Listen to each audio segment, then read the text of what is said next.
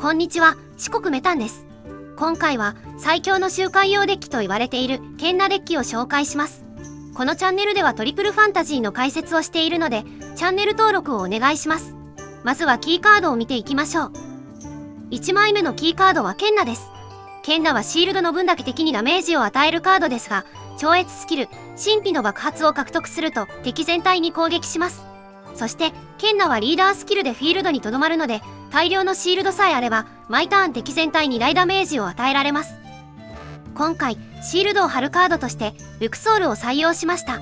ルクソールはリーダーでなくてもシールドを貼るので、ケンナをリーダーにするこのデッキとは相性がいいです。つまり、ケンナ、ルクソール、非属性修道士の非コンボストレートを達成することで、ルクソールでシールドを貼ったそのターンからケンナで攻撃ができます。次に、非属性修道士には聖操大王を入れました。聖操大王は中央に配置すると、コンボ倍率が 70% 増加するカードです。これにより、ルクソールが作るシールドが増えるので、ケンナが与えるダメージも増えます。以上の3枚がキーカードになります。それではケンナデッキの戦い方を説明します。まずはキーカード以外を捨てて、キーカードを引きに行きます。ちなみに今回、デッキ回転用にクールな観光客 D とホットな観光客 C を入れています。キーカードが揃ったので、ケンナ、聖操大王、ルクソールの順に並べて、ケンナをリーダーにします。これで敵全体に大量のダメージが入ります。あとはケンナをリーダーにし続けるだけです。このデッキは非コンボストレートでシールドを貼るので、装備は1ストレートを強化してください。また、ルクソールのシールドは回復力を参照するので、回復力を強化してください。トリックはデッキ回転用に6つにすることをお勧めします。ルーンも同様で、火を強化するためにヘリオンの熱気を使っています。戦い方の説明は以上です。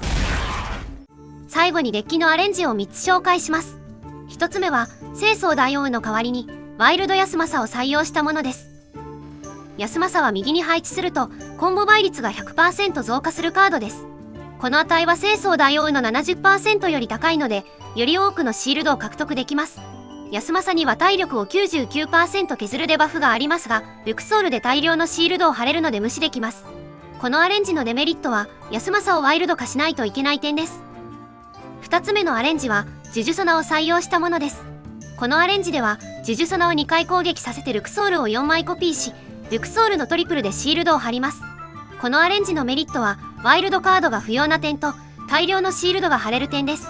逆にデメリットは、シールドを貼ったターンにケンナで攻撃できないため、ステージが5つある全焼基地ではシールドの貼り直しが必要になります。また、ルクソールをコピーするターンは無防備になるため、ラファエルやキモを入れた方がいいです。